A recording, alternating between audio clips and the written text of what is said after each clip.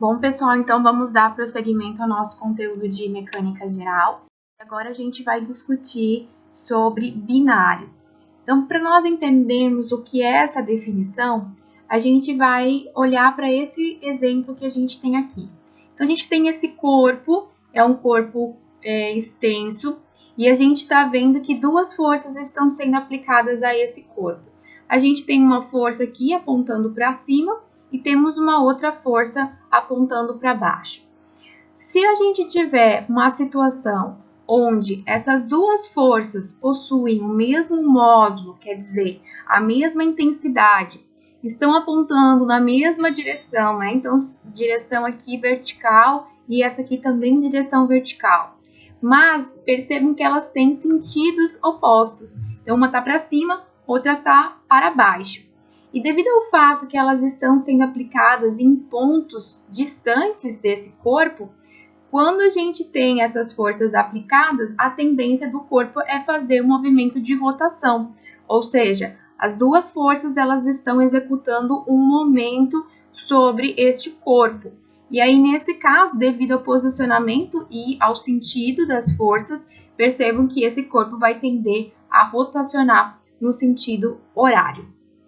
E aí, como é que a gente vai saber determinar qual que é o momento, então, que um binário executa sobre um corpo? Para a gente entender esse conceito e como que a gente vai calcular o binário, a gente pode olhar para esse desenho aqui. Então, percebam que aqui eu tenho duas forças, né? A força F. Aqui, ambas têm o mesmo módulo, quer dizer, o mesmo tamanho. Também estão apontando na mesma direção, só que sentidos opostos. Se a gente fizer o cálculo de momento devido a essas duas forças que estão sendo executadas neste corpo, a gente vai fazer a seguinte análise. Para essa força, calculando, né, através do teorema de Varignon, eu tenho a força vezes o braço de alavanca. O braço de alavanca aqui, então, considerando que aqui a gente tem uma linha de ação, aqui a linha de ação com relação ao ponto O, então a gente vai ter a força vezes o braço de alavanca, que é a soma da distância A mais a distância D. Com relação à outra força, percebam que agora ela vai causar um momento no sentido contrário, então a gente vai colocar o sinal negativo, e aí a gente vai ter a força, que é a força F, vezes o braço de alavanca, que é A. Quando a gente executa essa multiplicação, né, percebendo que a força vai multiplicar tanto A como D, a gente vai ter os três termos, e aí a gente observa que o primeiro termo é exatamente igual ao terceiro, só que com sinais opostos, então quer dizer que eles vão se cancelar, resultando apenas que o momento do binário vai ser a força vezes o braço de alavanca.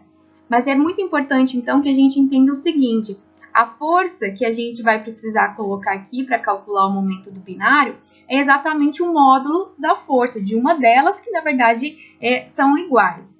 E o D é a distância ou o braço de alavanca entre uma força e outra. Então, percebam que o D não vai ser com relação ao ponto de análise, ele vai ser exatamente a distância que a gente vai ter entre a linha de ação de uma força e a linha de ação de outra força. Então, basicamente, o que você precisa saber é o quão intensa é a força, justamente pelo modo, e o quão elas estão distanciadas. Quando a gente fala de binário, então, seguimos aí a mesma ideia, justamente porque o binário ele é responsável por executar um momento. Então, a gente mantém o mesmo critério de sinais, né, considerando quando rotaciona no sentido anti-horário, a gente vai ter o sinal positivo e no sentido horário, o sinal negativo. Aqui a gente tem uma outra forma também de representação de binário, que é usando essa outra, vamos dizer assim, representação, né, geométrica, onde a gente faz esse desenho e não simplesmente a rotação. Ambos querem dizer a mesma coisa, quer dizer que a gente tem um binário, ou seja, a gente já tem um momento sendo executado no corpo. Quando a gente consegue determinar o binário, a gente pode ter algo que a gente chama de um sistema força binário. O que isso quer dizer?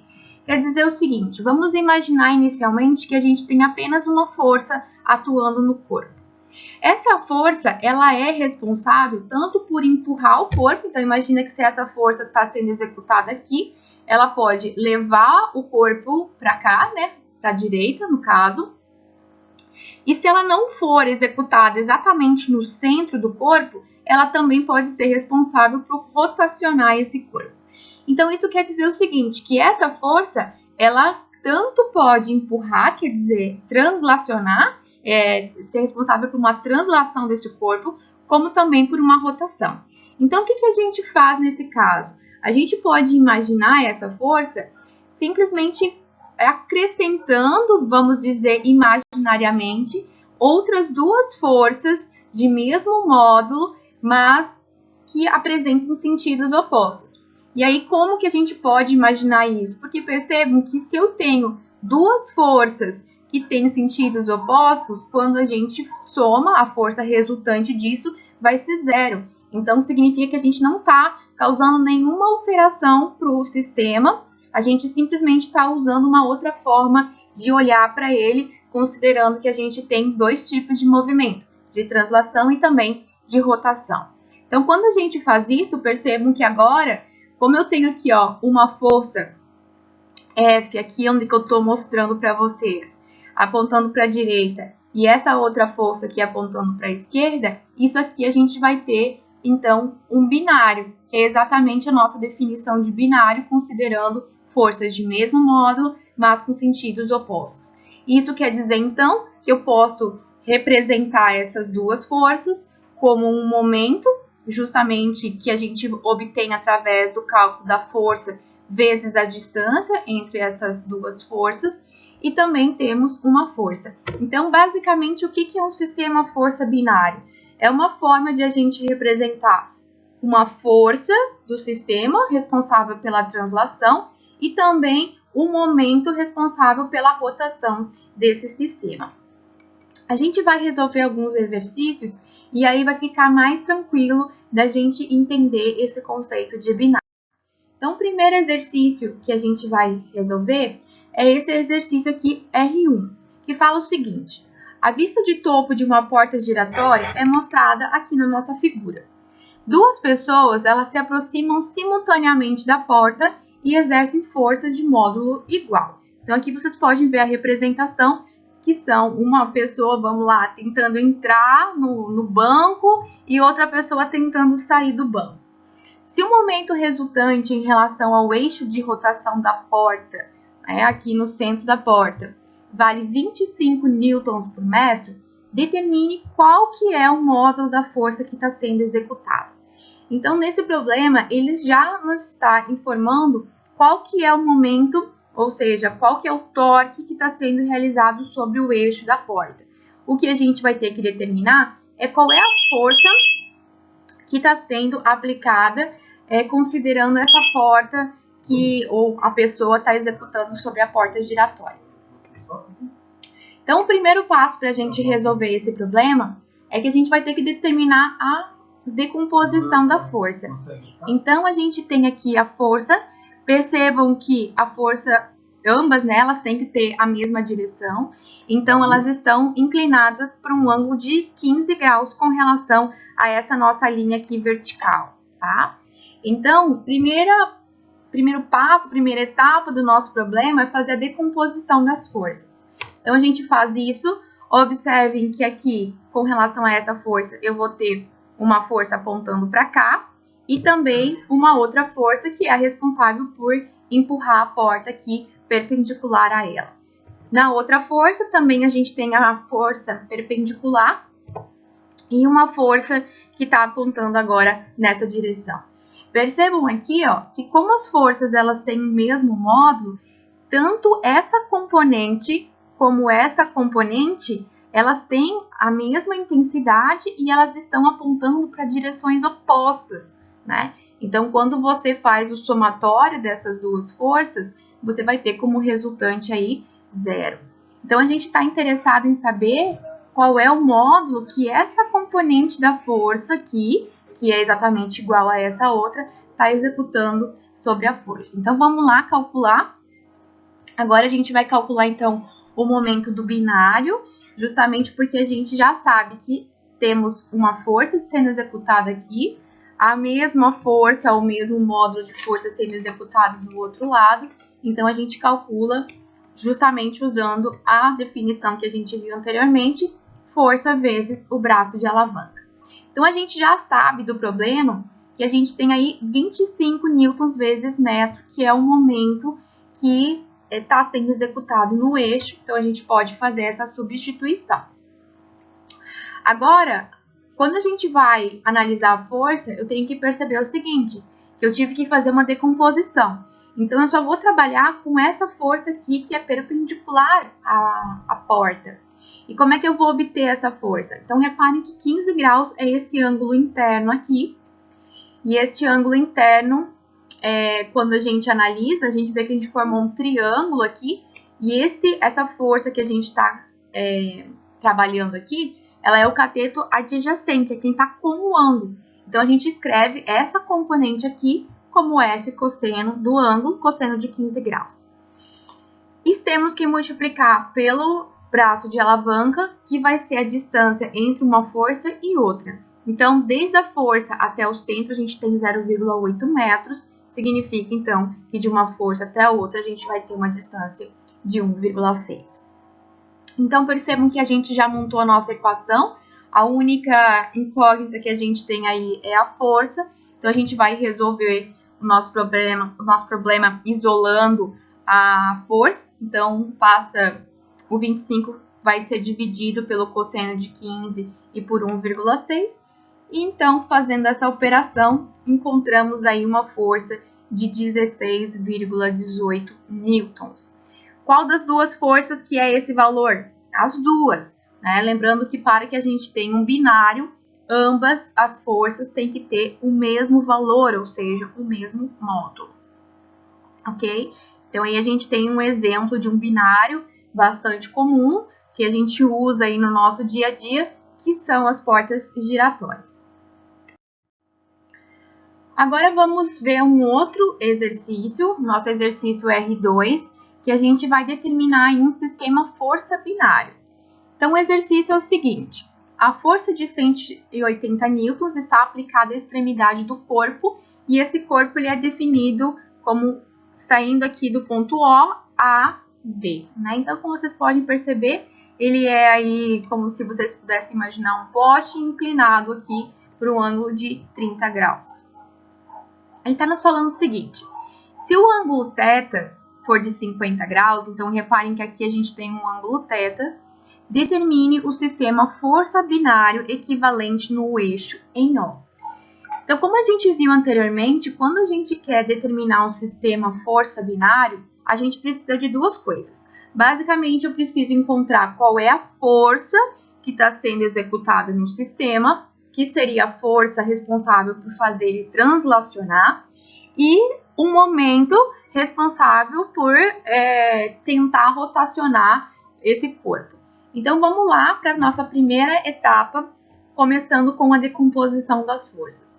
Então, vocês podem perceber que todos os exercícios de mecânica geral começam com essa primeira etapa.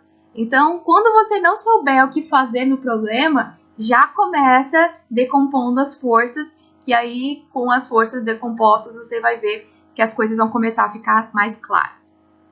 Então, vamos decompor a nossa força F. Percebam que a força F está sendo executada aqui.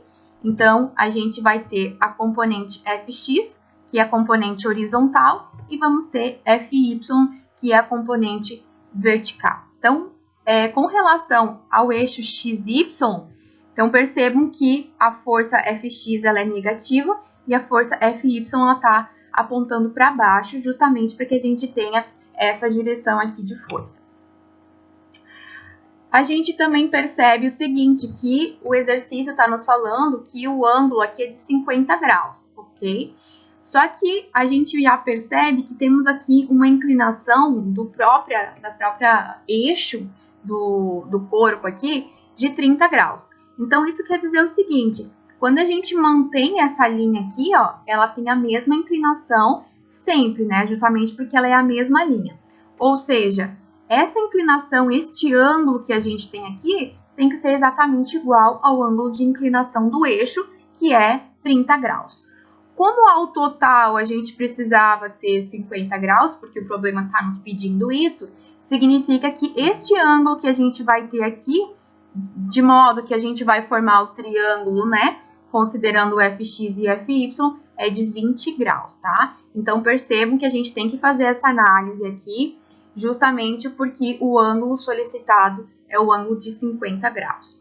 E aí, a gente vai agora fazer a decomposição de fx e fy, considerando este ângulo interno aqui de 20 graus. Então, o fx, quando a gente fecha o triângulo aqui, ó, ele é o cateto que está com o ângulo, então vai ser a força, que é de 180 newtons, vezes o cosseno de 20 graus. E aí a gente obtém 169,14 newtons.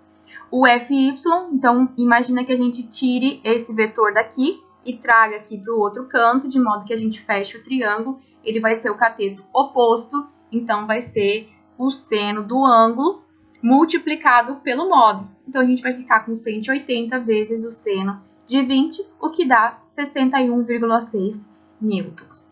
Então, a gente já tem aí a nossa primeira informação do sistema força binário, que é a força. Agora, a gente tem que lembrar o seguinte, temos aqui as duas componentes.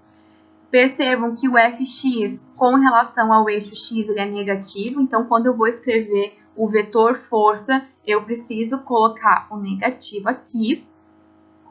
E o Fy também está apontando para baixo, então ele também é negativo com relação ao eixo y, logo também vou ter que colocar o sinal negativo. Então, esse daí é o nosso vetor força. Se agora a gente já encontrou a força, vamos calcular o momento para que a gente faça, então, a composição do sistema força binário. Então, o segundo passo, cálculo do momento.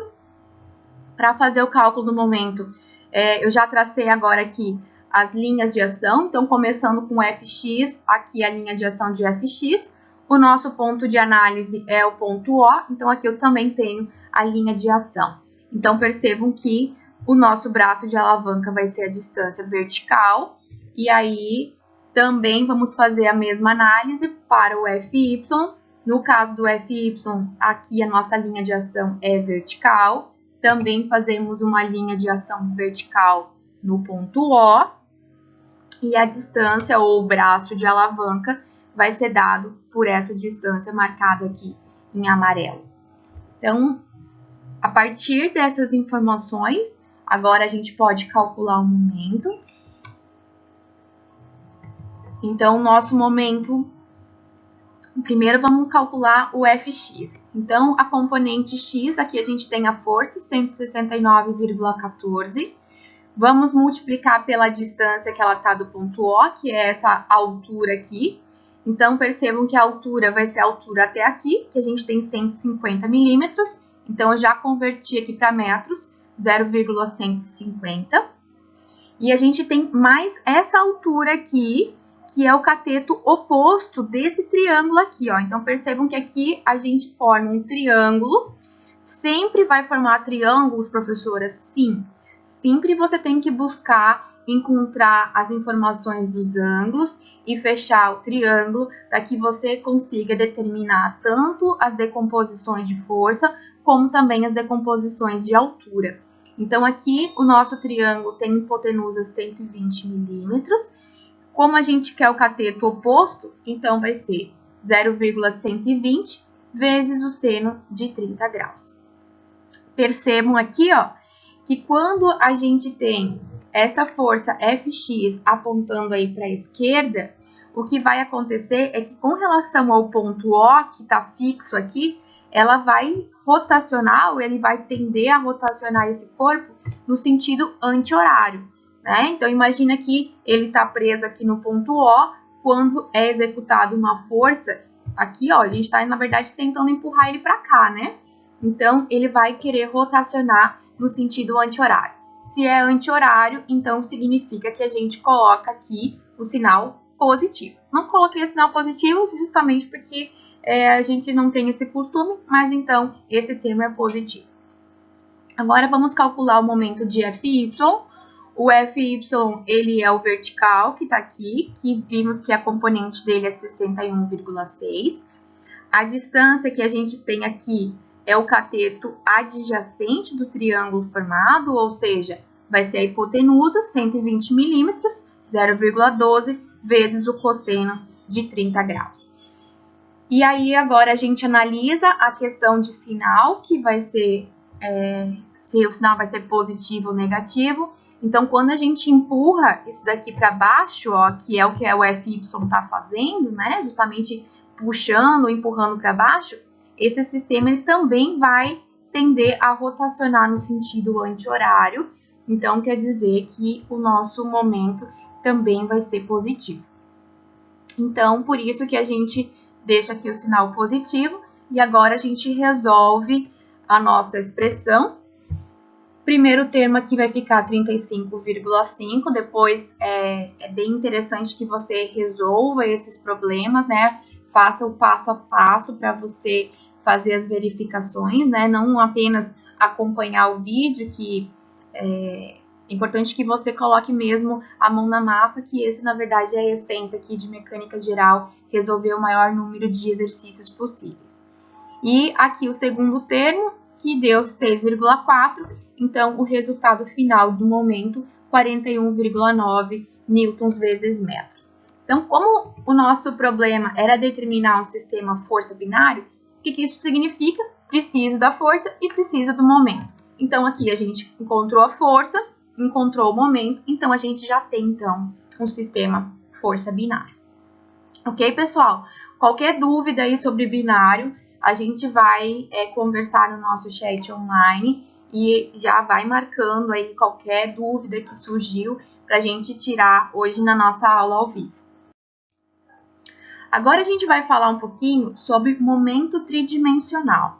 Então, até agora a gente estudou momento bidimensional, quer dizer que a gente tinha tanto força no plano XY, como também o vetor posição no plano XY, mas agora a gente vai expandir o cálculo de momento para 3 dimensões.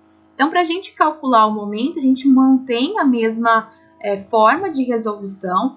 No entanto, lembre-se, inclusive, que na sala eu já havia falado para vocês que quando a gente vai calcular o momento tridimensional, a forma de calcular usando o braço de alavanca se torna muito mais complicada. Então, a gente mantém agora o cálculo do vetor momento, ou seja, a gente vai precisar encontrar o vetor posição e também a força, o vetor força.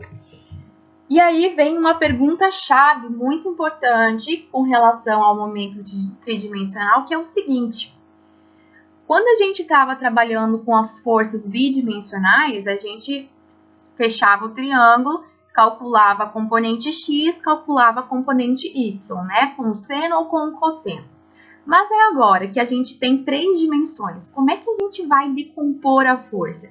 E essa, na verdade, é o grande X aí da questão, é como que a gente vai resolver o problema. Então, a gente vai começar a estudar momento tridimensional trabalhando com a decomposição dessa força, que agora é uma força tridimensional.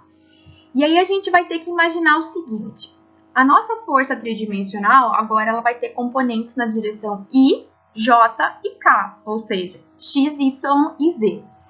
Então, como que a gente vai escrever esse vetor força? Então, a gente vai usar aí uma forma utilizando geometria analítica para a gente representar essa força da seguinte maneira. A gente vai escrever o vetor força, que é o vetor F, que é o que a gente precisa para calcular o momento, escrevendo o F, vejam aqui a diferença, agora eu tenho aqui o módulo da força, então é o quanto que a força vale.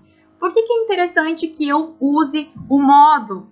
Porque o módulo normalmente a gente sabe. E o que isso quer dizer? Quer dizer o seguinte: se a gente vai executar uma força sobre um cabo, por exemplo, de modo que você vai puxar o cabo, você tem como medir, você tem como quantificar a força que está sendo executada. Então, esse módulo da força é nada mais nada menos do que este valor. E a gente tem aqui a multiplicação por essa representação aqui, que é um vetor unitário. por que eu tenho um vetor unitário? Então, vamos entender a diferença. O vetor força é o vetor que vai me dar o módulo, a direção e o sentido da força. Porém, quando a gente trabalha com um vetor unitário, quer dizer o seguinte: o fato de ter um vetor unitário me dá a definição de que é um vetor no qual o módulo é igual a 1. O que quer dizer um módulo igual a 1? Quer dizer que este vetor ele só vai ser responsável por me dar a informação de direção e de sentido da força. O que isso quer dizer? Quer dizer que eu vou ter como encontrar qual é o sentido e a força, qual é o sentido e a direção da força, e depois eu multiplico por quanto ela vale. Daqui a pouquinho vai ficar um pouco mais tranquilo de entender qual que é essa etapa ou qual é esse processo que a gente faz, mas é importante que a gente entenda, então, que eu vou precisar do vetor unitário que me dá a informação da direção e do sentido da força e vou multiplicar pela intensidade da força. Para ficar um pouco mais claro, então a gente vai resolver um exercício e aí a gente vai discutindo passo a passo como que a gente vai calcular ou como a gente vai encontrar o vetor força tridimensional. Então aqui a gente tem um exercício, temos um tensionador e ele está tensionando, né, o cabo aqui AB e ele é apertado até que a força entre esses dois pontos seja de 2,4 kN. O que a gente vai fazer é determinar qual é o vetor força, então, que está atuando ao longo deste cabo. Então, antes da gente começar a resolver o exercício, vamos lembrar o seguinte, que aqui eu tenho um cabo, ou seja, eu tenho uma força de tração. Quando a gente trabalha com força de tração, sempre a força vai ser na direção do cabo, tá? Então, a gente, na verdade, precisa encontrar qual é a direção desse cabo e aí a gente vai saber também a direção da força. Então, vamos lá para a nossa resolução. Então, a gente tem a força que está atuando, né, no sentido de A para B. Como é que eu sei? Porque imagina que isso aqui é um sistema no qual, para ele manter-se fixo, está sendo executado, então, a força de modo a puxar ele aqui para baixo. A primeira etapa é o seguinte. É muito importante que vocês percebam que essa técnica de resolução ou técnica de encontrar a força tridimensional, ela é baseada em etapas. Então, se você entender todas as etapas que você vai usar para determinar a força tridimensional, não tem erro. Ele é um método mais trabalhoso no sentido que você vai ter que fazer vários cálculos, mas ele é bastante simples do ponto de vista de resolução, tá bom?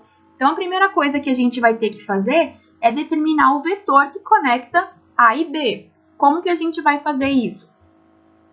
Vamos lembrar aí de geometria analítica. O que a gente faz? A gente vai ter que determinar inicialmente o ponto A e também o ponto B. Como que eu faço isso?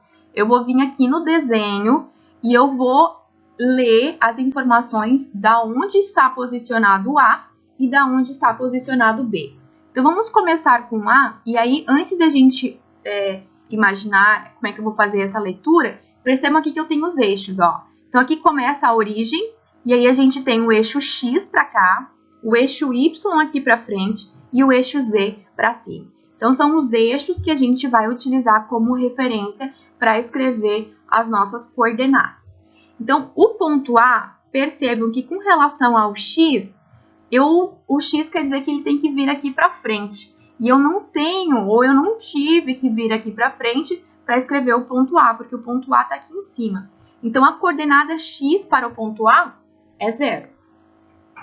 Agora, vamos ver qual é a coordenada Y. Lembrando sempre aqui que a gente mantém a representação, né? O primeiro é X, o segundo Y e o terceiro é o Z. Então, agora, para o Y, vamos observar o seguinte. O Y é esse eixo aqui. Daqui, né, que é onde ele começa até aqui, eu sei que eu tenho 3 metros. Como está voltando essa distância aqui, ele está me dizendo que é de 1 metro, então quer dizer que eu tenho como coordenada Y o valor de 2. E agora, para Z, eu vou ter que subir qual altura? 5 metros. Então, as coordenadas do ponto A 0, 2 e 5. Fazemos a mesma coisa para o ponto B. Então, com relação a x, o ponto B vale 2, tá? Então, olha lá para x. O y aqui, ó, para chegar no ponto B, tem que andar 3 metros. E o z, a gente não vai ter que subir nada, porque ele está aqui no plano xy, ó, esse plano aqui de baixo, né? Como se você imaginasse o chão. Então, a coordenada z é 0. Primeiro passo, então, concluído, a gente determinou os pontos A e B. Agora, vamos lá para o segundo passo. A gente vai escrever o vetor que conecta A e B. Como que escrevemos o vetor conectando? Então, o vetor AB, a gente vai obter fazendo o ponto B menos o ponto A. É sempre dessa forma? Sim, sempre dessa forma. Você pega o ponto final menos o ponto inicial. Então, coloquei aqui o ponto B, 2, 3 e 0, ponto A, 0, 2 e 5, e faço uma subtração. Lembrando que eu estou trabalhando aqui com pontos, né, com vetor. Então, é x, subtrai de x. Então, aqui eu tenho 2 menos 0, 2. Y com y, 3 menos 2, 1. E 0 menos 5, menos 5. Então, pronto, obtivemos aí o vetor AB. Agora, para você perceber que eu tinha representado aqui, ó, o vetor unitário dessa forma. Tanto faz, tá? Qual forma vocês quiserem adotar. Então, tanto faz essa forma com os parênteses, né? Lembrando sempre que o primeiro componente é I, o segundo é J e o terceiro K. Ou ainda representar, então, como IJK dessa forma. Qual você achar mais conveniente, você pode estar utilizando. Então, prontinho, concluímos aí esse exercício, que é encontrar a força tridimensional. Então, reparem, sempre os passos a seguir são encontrar os pontos, encontrar o vetor unitário e aí depois multiplicar pelo módulo da força para que a gente tenha o vetor força.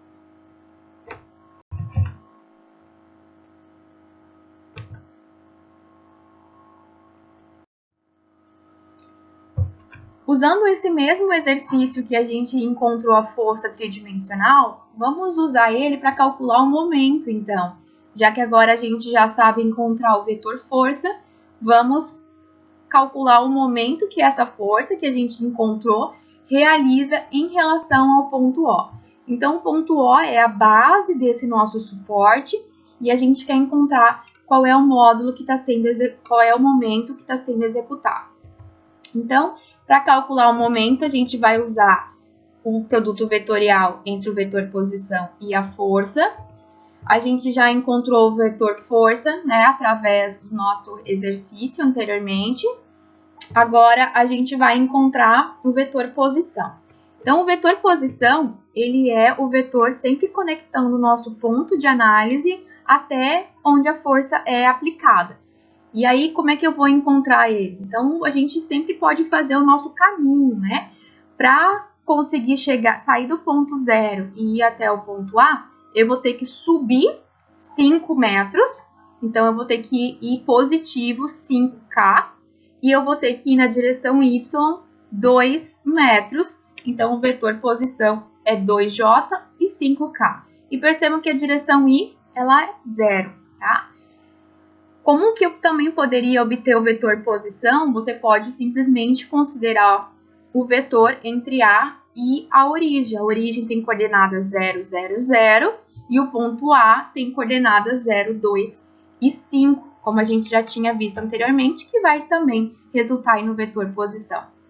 Então, temos o vetor força, temos o vetor posição, já podemos calcular então o momento. Então, eu coloquei aqui os dois vetores, aí posição e força. Vamos calcular o momento. Para isso, precisamos escrever a matriz para calcular o determinante. Então, primeira linha, IJK. Segunda linha, o vetor posição, 0, 2 e 5. Terceira linha, o vetor força, 0,86, 0,43 e menos 2,18. Repete as duas primeiras colunas e aí a gente vai multiplicar as diagonais principais e também as diagonais secundárias. Então, percebam aí, vamos começar aqui com a diagonal principal. Na direção I, eu tenho 2 vezes menos 2,18, que vai ficar menos 4,36. Na direção I secundária, agora vem para cá, ó, vem para a esquerda, eu tenho 5 vezes 0,43, que é 2,15, positivo, mas como ele é diagonal secundária, precisamos colocar aqui o sinal invertido, então fica menos. Na J, eu tenho aqui 5 vezes 0,86, que é 4,3, positivo. E na direção J secundária aqui, eu tenho 0 multiplicando um número, então vai zerar. Agora vamos para a direção K. Na direção K, eu também tenho um 0 aqui, então zera. E na secundária, eu tenho 2 vezes 0,86, positivo, só que como é secundária, inverte o sinal, então fica negativo. E aí fica, então, menos 1,72. Juntando essas coisas, então, eu só posso somar as mesmas direções, tá? Então, cuidem bastante quando você for fazer o cálculo determinante. Não pode somar I com J ou J com K e assim por diante. Então, sempre mantenha bastante organizado o seu cálculo para que você não misture as informações ou não misture as direções. Então, só juntando os dois termos aqui em I, a gente vai encontrar um momento que ficou, então, menos 6,51 na direção I, 4,3 na J e menos 1,72 na direção K. Esse daqui é o nosso vetor momento. Se a gente quiser determinar o módulo do momento, o que a gente vai fazer? A gente vai calcular o módulo desse vetor, que é encontrado fazendo a raiz de cada uma das componentes ao quadrado. Então, tenho a primeira componente ao quadrado, segunda ao quadrado e terceira. Tiramos a raiz e aí encontramos, então, que o momento é de 7,98 kN vezes metro. Então, problema resolvido, encontramos qual que é o momento.